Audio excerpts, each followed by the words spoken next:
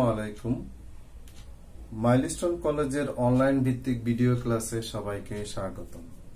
সুপ্রিয় শিক্ষার্থী, করোনার এই সময়ে নিশ্চয়ই তোমরা বাড়িতে আছো, ভালো আছো, সুস্থ আছো। দ্বাদশ শ্রেণীর বাংলা দ্বিতীয় পত্রের নির্মিত অংশে ভাষণ ও প্রতিবেদন নিয়ে আমি পাঠ উপস্থাপন করছি।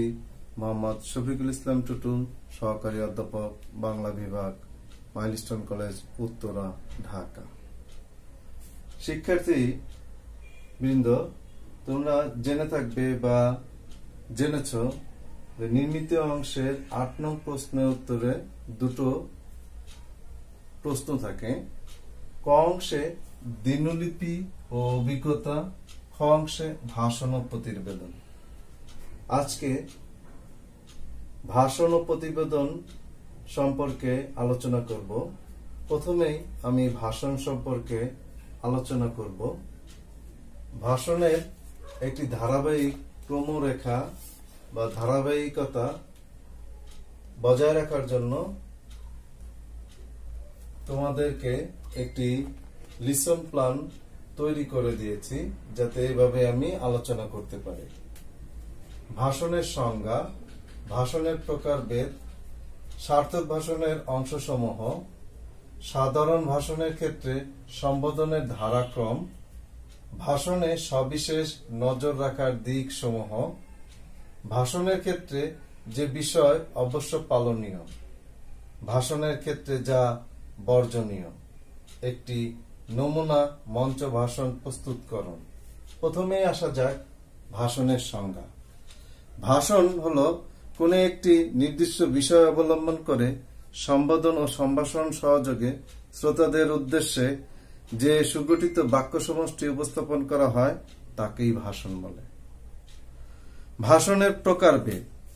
ভাষণকে সাধারণত ৩টি ভাগে ভাগ করা যায়।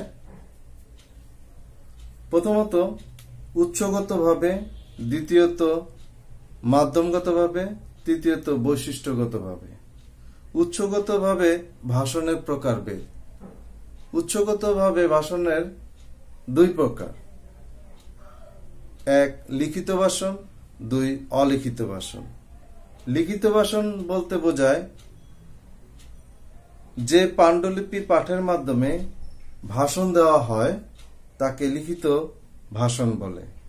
সাধারণত জাতীয় বা আন্তর্জাতিক কোনো গুরুত্বপূর্ণ অনুষ্ঠানে এ ধরনের ভাষণ দেওয়া হয়। 2 অলিখিত ভাষণ। লিখিত পাণ্ডুলিপি ছাড়াই স্বীয় মেধা ও চিন্তা ভাবনার উপর ভিত্তি করে তাৎক্ষণিকভাবে যে ভাষণ দেওয়া হয় তাকেই লিখিত ভাষণ বলে। মাধ্যমগতভাবে ভাষণের প্রকারভেদ। মাধ্যমগতভাবে ভাষণ সাধারণত 2 প্রকার: 1 প্রত্যক্ষ ভাষণ, 2 পরোক্ষ ভাষণ। শ্রোতাদের সামনে সরাসরি উপস্থিত হয়ে যে ভাষণ দেওয়া হয় তাকে প্রত্যক্ষ ভাষণ বলে। পরোক্ষ ভাষণ শ্রোতাদের সামনে সরাসরি উপস্থিত না হয়ে radio, television, CD, video, cassette কিংবা অন্য কোনো তৃতীয় মাধ্যম ব্যবহার করে দর্শক শ্রোতাদের উদ্দেশ্যে যে ভাষণ দেওয়া হয় তাকে পরোক্ষ ভাষণ বলে। যেমনটি আমি এখন তোমাদের সামনে উপস্থাপন করছি, পরোক্ষ ভাষণ। বৈশিষ্ট্যগতভাবে ভাষণের প্রকারভেদ। বৈশিষ্ট্যগতভাবে ভাষণ 3 প্রকার: রাজনৈতিক ভাষণ, প্রশাসনিক ভাষণ, সাধারণ ভাষণ। রাজনৈতিক ভাষণ রাজনৈতিক দলের কার্যাবলীর সাথে সাধারণ জনগণকে সম্পৃক্ত করার জন্য আনুষ্ঠানিকভাবে যে ভাষণ দেওয়া হয় তাকে রাজনৈতিক ভাষণ বলে। এই জাতীয় ভাষণের সম্বোধনে বিশেষভাবে বাহুল্য লক্ষ্য করা যায়। এছাড়া এর বক্তব্য বিষয়ে থাকে ব্যাপক বৈচিত্র্য। কণ্ঠস্বর বেশিরভাগ সময়ে তারা সপ্তকে অবস্থান করে, তবে এক্ষেত্রে কণ্ঠস্বর ব্যবহারে তেমন কোনো নির্দিষ্ট সীমারেখা নেই। প্রশাসনিক ভাষণ কোনো সংস্থা, দপ্তর বা প্রাতিষ্ঠানিক প্রশাসনিক কার্যাবলীর সাথে সরাসরি সম্পর্কযুক্ত বিষয় নিয়ে ঘরোয়াভাবে যে ভাষণ দেওয়া হয় তাকে প্রশাসনিক ভাষণ বলে। সাধারণ ভাষণ রাজনৈতিক ও প্রশাসনিক কার্যাবলীর সাথে সরাসরি সম্পর্কহীন বিভিন্ন সামাজিক, সাংস্কৃতিক, ঐতিহাসিক, অর্থনৈতিক, শিল্প সাহিত্য বিষয়ক ভাষণকেই সাধারণত সাধারণ ভাষণ বলা হয়। এই জাতীয় ভাষণের সম্বোধন হয় অলংকৃত, বিষয়বস্তু হয় তত্ত্ব ও তথ্যবহুল।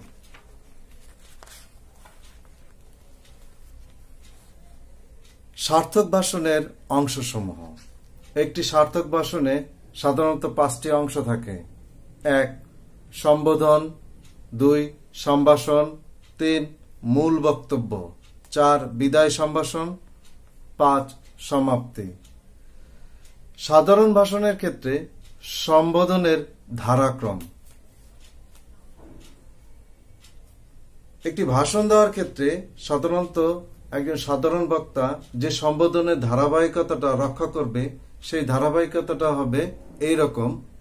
প্রথমত সভাপতি, প্রধান অতিথি, বিশেষ অতিথি, অন্যান্য শ্রেণী বা পেশাজীবী গোষ্ঠী, যেমন কলেজের গভর্নিং বডির সদস্যবৃন্দ, উপস্থিত শ্রদ্ধেয় শিক্ষক ও কর্মচারীবৃন্দ, সম্মানিত অভিভাবকবৃন্দ, সরকারি বেসরকারি সংস্থার কর্মকর্তা কর্মচারীবৃন্দ, উপস্থিত বিভিন্ন স্থানীয় ও জাতীয় ইলেকট্রনিক্স মিডিয়ার সাংবাদিকবৃন্দ, উপস্থিত কবি সাহিত্যিকবৃন্দ, বিভিন্ন সামাজিক সাংস্কৃতিক প্রতিষ্ঠানের সম্মানিত সদস্যবৃন্দ, সম্মানিত আলোচকবৃন্দ, সম্মানিত ব্যবসায়ীবৃন্দ ইত্যাদি মানুষদেরকে বা শ্রেণী বা পেশাজীবী মানুষকে সম্বোধন করতে হয়। পঞ্চমত সম্মানিত সুধীবৃন্দ বা প্রিয় ভাই ও বোনেরা, সংগ্রামী সাথী ও বন্ধুরা, এই বলে সম্বোধন করতে হয়। জাতির উদ্দেশ্যে প্রদত্ত ভাষণে এসব সম্বোধন বা এর পরিবর্তন শুধু প্রিয় দেশবাসী থাকে। উপস্থিত বক্তৃতার ক্ষেত্রে উপরের ধারাক্রম প্রযোজ্য নয়। একজন সাধারণ বক্তা একটি ভাষণ শুরু করার নমুনা কেমন হতে পারে। আজকের এই নবীন বরণ অনুষ্ঠানের সম্মানিত সভাপতি, মাননীয় প্রধান অতিথি, বিশেষ অতিথি, কলেজের গভর্নিং বডির সম্মানিত সদস্য সহ আমার পরম শ্রদ্ধেয় শিক্ষক ও শিক্ষিকা বৃন্দ, শ্রদ্ধেয় অভিভাবক মণ্ডলী ও অনুষ্ঠানে আগত সম্মানিত সুধীবৃন্দ, আমার আন্তরিক প্রীতি ও শুভেচ্ছা জানিয়ে আমার বক্তব্য শুরু করছি। একজন সাধারণ বক্তার একটি ভাষণ শেষ করার নমুনা। এতক্ষণ ধৈর্য ধরে আমার বক্তব্য শোনার জন্য আপনাদের সবাইকে ধন্যবাদ ও সুস্বাস্থ্য ও সুদীর্ঘায়ু কামনা করে আমি আমার বক্তব্য এখানেই শেষ করছি। প্রিয় শিক্ষার্থী বৃন্দ, এবার আমরা ভাষণের ক্ষেত্রে যে বিষয়টি আলোচনা করব, ভাষণের সবিশেষ নজর রাখার দিকসমূহ। সেই দিকসমূহগুলো কি কি তা এখন বলছি। 1. সম্মান প্রদর্শন করা। 2. শ্রোতার হৃদয়ে পৌঁছানো। 3. আন্তরিকতা। 4. একঘেয়েমি বর্জন। 5. বৈচিত্র্য সৃষ্টি, প্রয়োজনে একটু হাস্যরস সৃষ্টি। 6. প্রত্যক্ষ অনুভূতি ও অভিজ্ঞতার প্রকাশ, পরিমিত আবেগ ও উচ্ছ্বাসের প্রকাশ, উদ্ধৃতি ও উপমার প্রয়োগ। এর পরবর্তীতে আমরা দেখব ভাষণের ক্ষেত্রে যে বিষয় অবশ্য পালনীয়। 1. পালনকৃত বিষয়ের মধ্যে সর্বপ্রথমে অনুষ্ঠানের সভাপতিকে সম্বোধন করা, অন্যান্য বিশেষ ব্যক্তিবর্গকে সম্বোধন করা, শ্রোতা বা দর্শকদের সম্ভাষণ করা, মূল বিষয়ে বক্তব্য দান শুরু করা, পরিশেষে সবাইকে ধন্যবাদ জানিয়ে বক্তব্য শেষ করা। এরপরে ভাষণের ক্ষেত্রে যে বিষয়গুলো বর্জনীয় বা যা বর্জনীয় সেগুলো হলো কি? সেগুলো হলো ভাষণ শোনার জন্য, পড়ার জন্য নয়। তাই এতে ভাষা যত সহজ ও সরল ততই ভালো। এক্ষেত্রে অলঙ্কারের বাহুল্য বা কথার মারপ্যাচ যতদূর সম্ভব বর্জনীয়। ভাষণ আকর্ষণীয় হওয়া উচিত, যেন শ্রোতাদের আগ্রহ নষ্ট না হয়। বিষয় বহির্ভূত কিংবা অপ্রাসঙ্গিক কোনো কথা যেন এতে স্থান না পায়। ভাষণ খুব লম্বা না করাই ভালো। ভাষণে উপস্থাপকের বিবেক ও বিচার বুদ্ধিকেই প্রাধান্য দিতে হয়। এই বিষয়গুলো যদি যথাযথভাবে পালন করা যায় বা যথাযথভাবে অনুসরণ করা যায়, তাহলে ভাষণ হবে একটি সার্থক ভাষণে পরিপূর্ণ। এবার আমরা চলে যাব একটি নমুনা মঞ্চ ভাষণ প্রস্তুতকরণ করা হয় কিভাবে। সুপ্রিয় শিক্ষার্থী, এখন আমরা একটি নমুনা মঞ্চ ভাষণ তৈরি করা হয় কিভাবে সেটা আমরা দেখব বা জানব।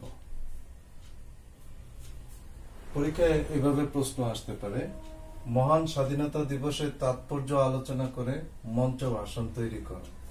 যেহেতু তোমাকে স্বাধীনতা দিয়েছে মঞ্চ ভাষণ তৈরি করা, তুমি একটি সাধারণ বক্তা হিসেবে উপস্থাপন করতে পারো।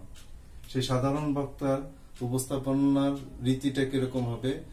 এক্ষেত্রে আমরা ভাষণের যে 4টি দিক রয়েছে, সম্ভাষণ, সূচনা, মূল বক্তব্য, সমাপ্তি, সেটার আলোকে আমরা একটি মঞ্চ ভাষণ সাজিয়ে তুলেছি। সম্ভাষণটা এরকম হতে পারে নমুনা হিসেবে, মহান স্বাধীনতা দিবস উদযাপন উপলক্ষে আয়োজিত সভার সম্মানিত সভাপতি, মাননীয় প্রধান অতিথি, মঞ্চে উপবিষ্ট সম্মানিত আলোচকবৃন্দ এবং উপস্থিত সুধীবৃন্দ, আপনাদের প্রতি রইল আমার আন্তরিক সালাম ও সংগ্রামী অভিনন্দন। তার পরবর্তীতে আমরা চলে যাব সূচনা। সবসময় খেয়াল রাখতে হবে, সম্ভাষণের পরে সূচনাটা হবে বিষয়বস্তু। সূচনাটা হবে বিষয়বস্তু। আজ 26শে মার্চ আমাদের মহান স্বাধীনতা দিবস। স্বাধীনতা দিবসের তাৎপর্য, গুরুত্ব তুলে ধরার চেষ্টা করব সূচনা অংশে। সূচনা অংশের সাথে মূল বক্তব্যের যোগ সাজস থাকতে হবে। সূচনা আর মূল বক্তব্যের যদি যোগ সাজসে গরমিল দেখা দেয়, সেক্ষেত্রে ভাষণটি মর্যাদাটা ক্ষুণ্ণ হয়ে যায়, নমনীয় হয়ে যায়। তারপরে আমরা মূল বক্তব্যকে কয়েকটা ভাগে ভাগ করব, কয়েকটি উপভাগে। যেমন সুধীবৃন্দ, ভাইরা আমার, সম্মানিত সুধী, এক একটি সম্ভাষণের সাথে সাথে এক একটি প্যারা মাধ্যমে উপস্থাপন করব। এরকম 5-6টি প্যারার মাধ্যমে মূল বক্তব্যটা উপস্থাপন করব। সর্বশেষ সমাপ্তি অংশ। সমাপ্তির সাথে মূল বক্তব্যের একটা যোগ সাজস থাকবে, যাতে করে সমাপ্তিটা এরকম হতে পারে। আপনারা এতক্ষণ ধৈর্য ধরে আমার বক্তব্য শোনার জন্য আন্তরিক ধন্যবাদ জানাচ্ছি। যারা অক্লান্ত পরিশ্রম করে আজকের এই মহতী অনুষ্ঠানের আয়োজন করে আমাকে কিছু বলার সুযোগ করে দিয়েছে, তাদের জানাই কৃতজ্ঞতা। ধন্যবাদ সবাইকে। এভাবেই একটি মঞ্চ ভাষণ আমরা নমুনা হিসেবে দেখানোর চেষ্টা করেছি, যাতে করে পরবর্তী ভিডিও ক্লাসের শেষে তোমরা একটি হোমওয়ার্ক প্রদান করবে। সুপ্রিয় শিক্ষার্থী, এতক্ষণ আমরা ভাষণ নিয়ে আলোচনা করেছি। এবার আমরা প্রতিবেদন নিয়ে আলোচনা করব। প্রতিবেদন সম্পর্কিত বিষয়ে আমরা কি কি আলোচনা করব তার একটা ছক এঁকে নিয়েছি। প্রতিবেদনের সংজ্ঞা, প্রতিবেদনের প্রকারভেদ, প্রশাসনিক প্রতিবেদন লেখার নিয়ম, সংবাদ প্রতিবেদন লেখার নিয়ম, এই হিসেবে আমরা প্রতিবেদনকে ছক করেছি। প্রথমেই আসা যাক, প্রতিবেদন কি? প্রতিবেদন কথাটি ইংরেজি রিপোর্ট কথাটির বাংলা পারিভাষিক শব্দ। রিপোর্ট শব্দের আবেদনিক বা শাব্দিক অর্থ সমাচার, বিবরণী, বিবৃতি হল বাংলা ভাষায় প্রতিবেদন শব্দটি এখন সবচেয়ে বেশি প্রচলিত এবং কথিত। প্রতিবেদন শব্দটির পাশাপাশি রিপোর্ট শব্দটিও বাংলা ভাষায় একই অর্থে প্রচলিত। কোনো বিশেষ ঘটনা বা কোনো নির্দিষ্ট বিষয় সম্পর্কে প্রয়োজনীয় তথ্য অনুসন্ধানের পর সে বিষয় সম্পর্কে সংশ্লিষ্ট কর্তৃপক্ষের কাছে বিবরণী পেশ করার নামই প্রতিবেদন। প্রতিবেদন বিশেষ কৌশলে বা পদ্ধতিতে রচিত বিবৃতি বা বিবরণী। কারো কারো মতে তথ্যগত ও সত্যনিষ্ঠ বিবরণীকেই প্রতিবেদন বলা হয়।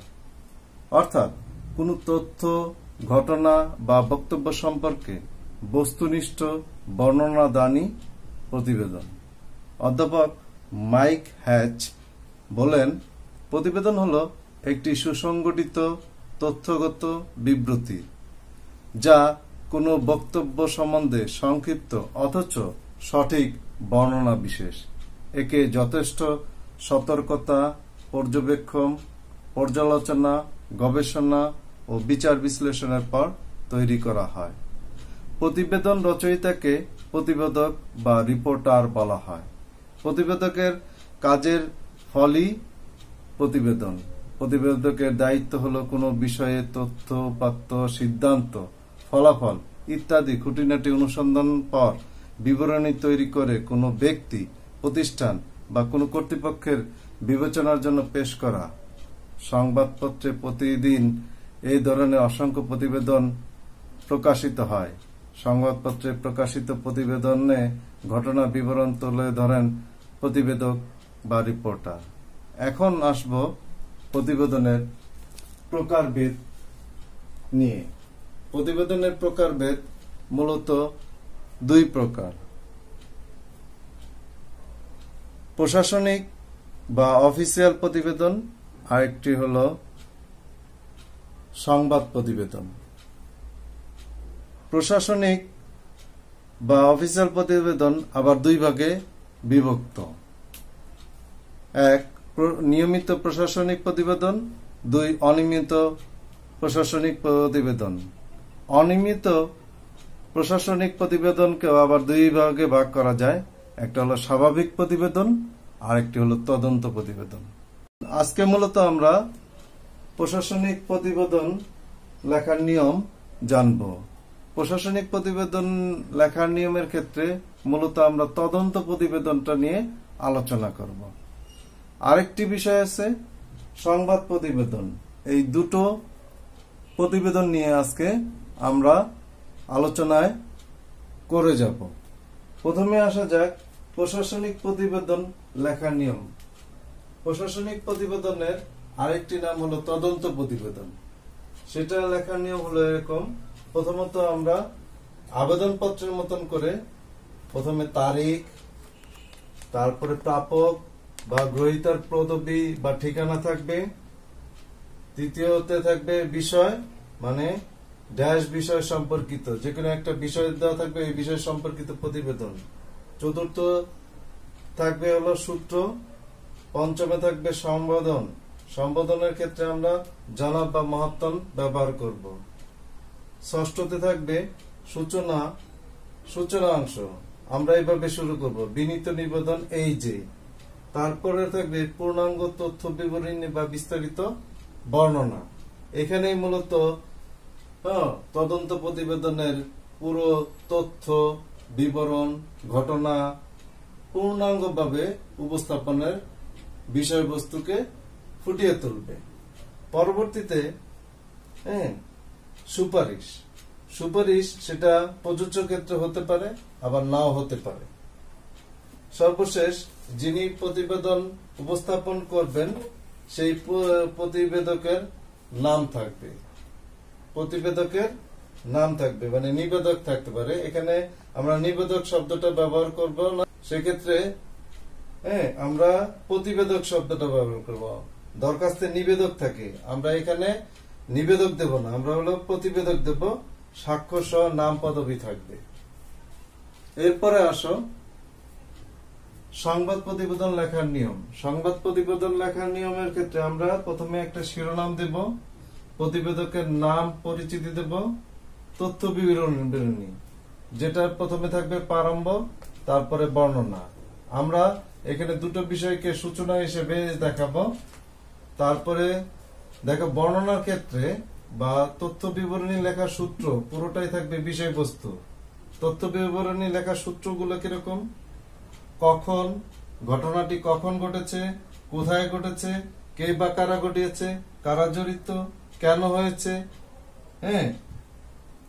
কি হয়েছে, ঘটনাটা কি ছিল এবং কিভাবে হয়েছিল, এই সম্পূর্ণ বিষয়গুলো যখন একটা বিষয়বস্তুকে ফুটিয়ে তুলবে, তখনই সংবাদ প্রতিবেদনটা ফুটে উঠবে। এরপরে সর্বশেষ থাকবে প্রতিবেদকের নাম ও ঠিকানা। এই দুটো প্রতিবেদনের নিয়ম বা নমুনা স্বরূপ প্রতিবেদন আমরা দেখানোর চেষ্টা করব।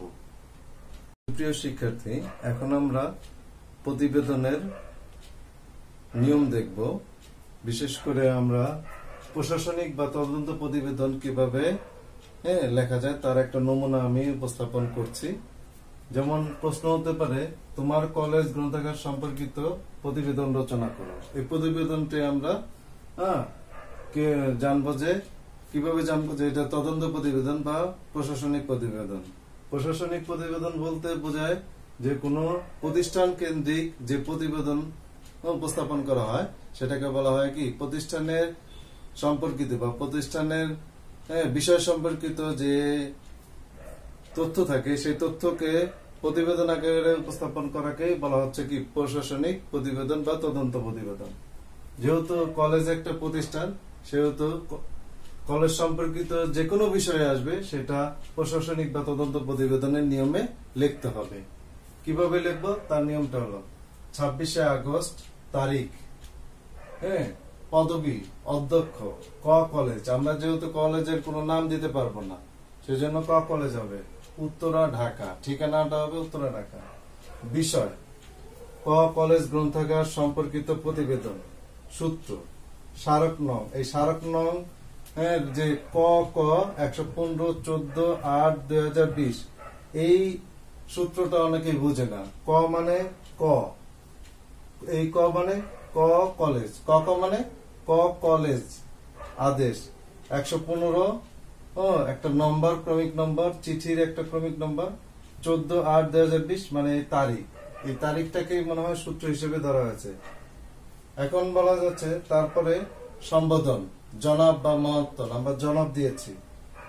উপযুক্ত সূত্র, এই যে স্মারকটাকে আমরা সূত্র হিসেবে বলবো। উপযুক্ত সূত্র ও বিষয়ের প্রেক্ষিতে আপনার সদয় অবগতির জন্য ক কলেজ গ্রন্থাগার সম্পর্কিত প্রতিবেদনটি নিম্ন উপস্থাপন করা হলো। 1, 2, 3 করে এরকম 10টি ক্রমিক আকারে সাজানো যায় অথবা প্যারা আকারে আমরা লিখতে পারবো। সর্বশেষ আমরা যেটা দেব যে প্রতিবেদক। এর আগে আমি দেখিয়েছি নিবেদক, আমরা দরখাস্ত লিখলে নিবেদক লিখি, কিন্তু এখানে আমরা প্রতিবেদক হিসেবে প্রণয়ন করব। প্রতিবেদক হিসেবে আমরা দেব। প্রতিবেদকের ক্ষেত্রে নাম দেওয়া যাবে না, এখানে আমরা সাংকেতিক চিহ্ন ব্যবহার করব বা বর্ণ ব্যবহার করব।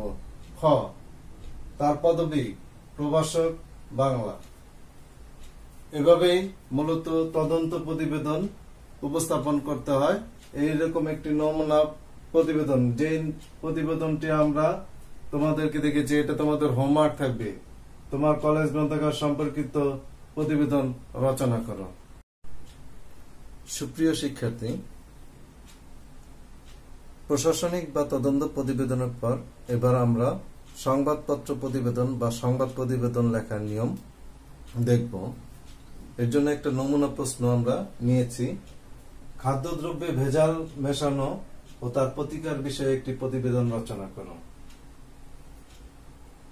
সংবাদপত্রের প্রতিবেদন লেখার প্রথম স্টেজেই একটা শিরোনাম লিখতে হবে।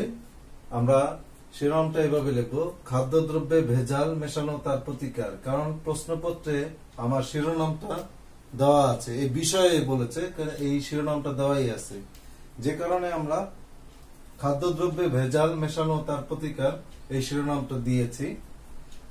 এরপরে আমরা শিরোনামের পরে চলে যাব যিনি প্রতিবেদক থাকবেন। বিশেষ করে সংবাদপত্রে একজন নিজস্ব সংবাদদাতা থাকে, নিজস্ব প্রতিনিধি থাকে, আমরা সেটাকে বলি নিজস্ব প্রতিবেদক। এবং যে স্থান থেকে দিচ্ছে, একটা জেলায় একজন জেলা প্রতিনিধি থাকে, সেই জন্য আমরা জেলার নাম দিয়েছি। তারপরে তারিখ দিয়েছি 26শে আগস্ট 2020। তারপরে আমরা বলেছি যে খাদ্যদ্রব্যে ভেজাল এই সংবাদটি আজ আর নতুন নয়, প্রায় প্রতিদিন এ নিয়ে নানা ধরনের প্রতিবেদন সংবাদপত্রে প্রতিনিয়ত আসছে। এভাবে আমরা ইন্ট্রোডাকশন করে এবং মূল বিষয়বস্তুর দিকে চলে যাব। 4 থেকে 5 পৃষ্ঠা বর্ণনা দিতে হবে। হ্যাঁ, কিভাবে বিষয়টা, যে খাদ্যদ্রব্যে ভেজালটা কি, এর প্রভাবটা কি, এর কারণগুলো কি, এর প্রতিকারের উপায় কি, ধারাবাহিকভাবে এর বর্ণনা আমরা উপস্থাপন করব। বর্ণনা উপস্থাপন শেষ করে বা একটা দাড়ির মাধ্যমে, যেমনটি আমরা দিতে পারি যে আমার লেখা শেষ, এখানে দাড়ি, এবং প্রতিবেদন লেখা শেষ হলে আর একটা বক্সের মতন করে সেই প্রতিবেদনের বিষয়গুলো উপস্থাপন করব। যেমন প্রতিবেদনের প্রকৃতি, বক্সের মধ্যে কি থাকবে? প্রতিবেদনের প্রকৃতি, সংবাদ প্রতিবেদন, প্রতিবেদনের শিরোনাম, খাদ্যদ্রব্যে ভেজাল মেশানো তার প্রতিকার, সরেজমিন পরিদর্শন। সরেজমিন পরিদর্শন বলতে যে বিভিন্ন জায়গায় প্রতিবেদক গিয়ে তথ্যপত্র সংগ্রহ করেছে, তার জায়গাটির নাম দিবে, ক খ ইত্যাদি নাম দিবে, ক খ বাজার, গ ঘ প্রতিষ্ঠান ইত্যাদি নামকরণ করবে। প্রতিবেদকের নাম আমরা সরাসরি প্রতিবেদকের নাম দিতে পারবো না, সেক্ষেত্রে আমরা বর্ণমালা ব্যবহার করব। প্রতিবেদকের ঠিকানার ক্ষেত্রে একই, তারিখ আমরা ঠিকই দেব 26 আগস্ট 2020। সংযুক্তি, ভেজাল যুক্ত পণ্যের ছবি থাকবে 4টি, 5টি হতে পারে, এরকম। একটা বিষয়ে খেয়াল রাখতে হবে যে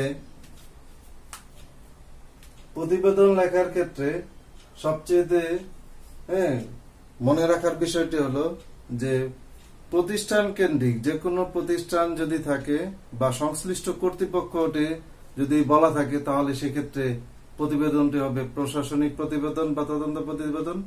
আর যদি সাধারণভাবে কোনো কিছু লেখা থাকে যে খাদ্যদ্রব্যে ভেজাল মেশানো তার প্রতিকার বিষয়ে একটি প্রতিবেদন রচনা করো, এই প্রতিবেদনটি সংবাদপত্রে প্রতিবেদনে লিখতে পারে, তদন্ত প্রতিবেদনে লিখতে পারে, কারণ এখানে সংশ্লিষ্ট কর্তৃপক্ষ বলা নাই। সেই জন্য যারা শিক্ষার্থী বৃন্দ, তোমরা এটাকে সংবাদপত্রে প্রতিবেদন লিখতে পারো, তদন্ত প্রতিবেদন লিখতে উন্মুক্ত করে দিয়েছে। আমি মনে করি সংবাদপত্রে প্রতিবেদন লিখলেই সবচেয়ে বুদ্ধিমানের কাজ হবে। তো আজকে আমরা দুটো বিষয় নিয়ে আলোচনা করেছি, ভাষণ ও প্রতিবেদন। এরপরও যদি কোনো ধরনের কোনো কিউরিসিটি থাকে বা কোনো ধরনের জানার ইচ্ছা থাকলে সংশ্লিষ্ট বিষয় শিক্ষককে ফোনের মাধ্যমে অথবা হোয়াটসঅ্যাপের মাধ্যমে জানার চেষ্টা করবে। আমার পক্ষ থেকে আজ এই পর্যন্তই। আগামী কোনো এক ক্লাসে দেখা হবে ইনশাআল্লাহ। সুস্বাস্থ্য কামনা করে শেষ করছি। আল্লাহ হাফেজ। ধন্যবাদ সবাইকে।